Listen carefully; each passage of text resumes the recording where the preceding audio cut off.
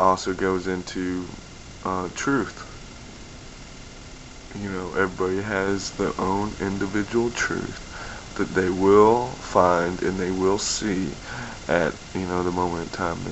So I mean, and that's really what's so beautiful about what's going on is that we all have our own individual truth, our own individual perception, our own individual reality, and then we all know that I mean, and one of the things that my videos, especially the last three, they've been really trying to get us onto a whole, just thought of unity, because really, from everything that we live by, everything that we are, everything that we, use in our daily settings, it's all this. I mean, like it just like eating food and sleeping. You might have different faucets of truth in your mind to basically deceive you, to make you feel that you want to do this or that, as far as destruction in the world. But I mean, but it doesn't dismiss the fact that you eat and you sleep and you feel and you have five senses, and it doesn't dismiss any of that.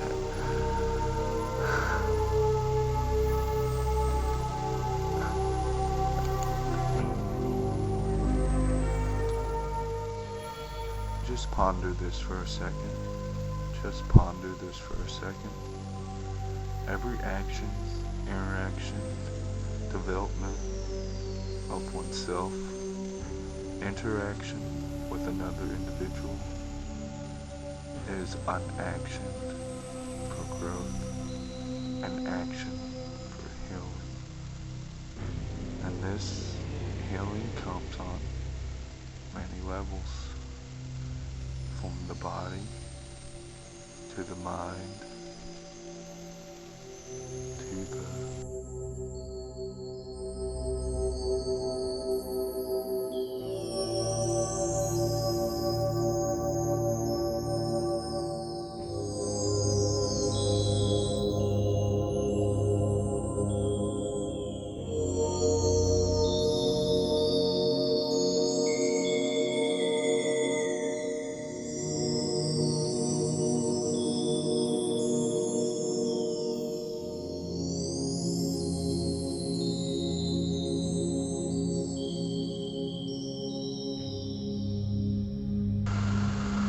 Okay, another thing I want to talk about is my words.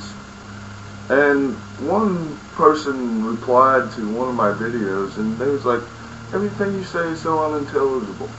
And yeah, I literally talk about nothing most of the time. But what is nothing? Air, is that nothing? It looks like nothing, but is it? Can you grab air? No, so is it nothing? Can you, I mean, and if vacuum in space is 99.99+% of atoms, then aren't we nothing? And so if we are nothing, then why do we call ourselves something? Because of that 0.0001 fraction of matter that we actually are? I mean, with all atoms put together, we are, a very large, strong entity. I mean, physically. But that's the same thing with anything in the physical universe. So therefore, that's why it's something, because of trillions of atoms that are composed of it. So if atoms are nothing, and atoms are trillions and trillions and trillions of atoms are something, then wouldn't trillions and trillions and trillions of thoughts of nothingness be something? Thoughts of nothingness? Thoughts of present, future, past, universe, myself, people, earth, love, God, devil, peace, hatred, war, all duality in all forms. That's what I think about daily. It might be focused on one subject or another at any one point in time, but it's still my thoughts daily. So a trillion thoughts of nothingness, does that create something? Or is it still nothing? That's my question. Anybody can reply. You always can have the right to reply, negative, positive. It's all the same to me, so just wanted to ask you that question. Is nothing something? Because apparently atoms are nothing, but then they become something, or they are something. At least in our preconceptional, predetermined belief style, or belief of the perceptions of everything that we live in.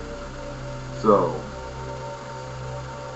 and it's all beliefs. So if a belief is nothing, because beliefs are nothing, but then they manifest into something, then isn't nothing something, and something is nothing?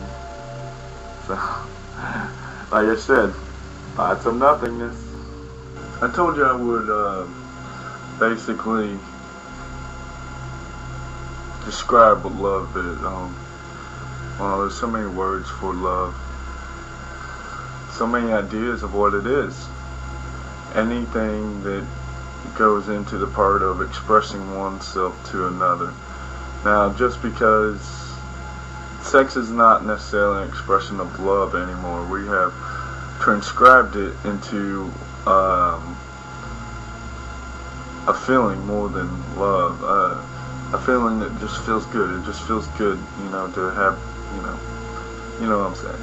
So basically, love is everywhere. I mean, we see it in every single thing. There's no way our atoms could stay together. Vacuum in space is 99.99+% of atoms, like trillions of atoms that are composed of it, and keep us bonded in this physical realm if they did not have love for each other. It's just simple. It's not known, but it's not unknown. I mean, look at it. How can two things coexist peacefully without love? So, love is everywhere. Love is everything. So basically, we're just vibration, frequency, love, and vibration frequency is light. So we're basically love and light. Okay, and that's what's transferring across the internet in all kinds of crazy ways these days, is the idea of love and light, the idea that we are love and light. Simple fact. Now, love is complicated. Love can be complicated, I should say. We uphold to the truth of our known existence. This concept adheres to every known aspect of the one, but also to the many other truths. Tonight I might have turned down the one I cherished deeply, but also gave in to the ultimate contemplation of knowing. For without doing that, then these words would never have been written or said. So with that, I express consent as I give forth these words. The only recognition I can give for my actions are the beauty. We come together in oneness to hear the harmony of another. This peace transcends our soul. So what are words? What are feelings?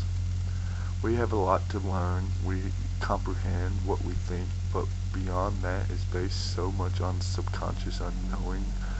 We love one another in utmost content, but we don't understand one another yet. We are working through.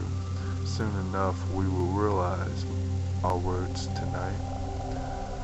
There is none other than you and me. We can be surrounded by millions of people, and it would still be true. Nothing except for us. Now we must both come to the agreement that others might always influence our reality when we choose that becoming. We must look beyond the circumstances and know. It hurt a little whenever you asked why I was making conversation with this person or that person. Jealousy is mind control of perception, of manipulation, of the matrix of the mind. You are an initiator. That is one of your purposes.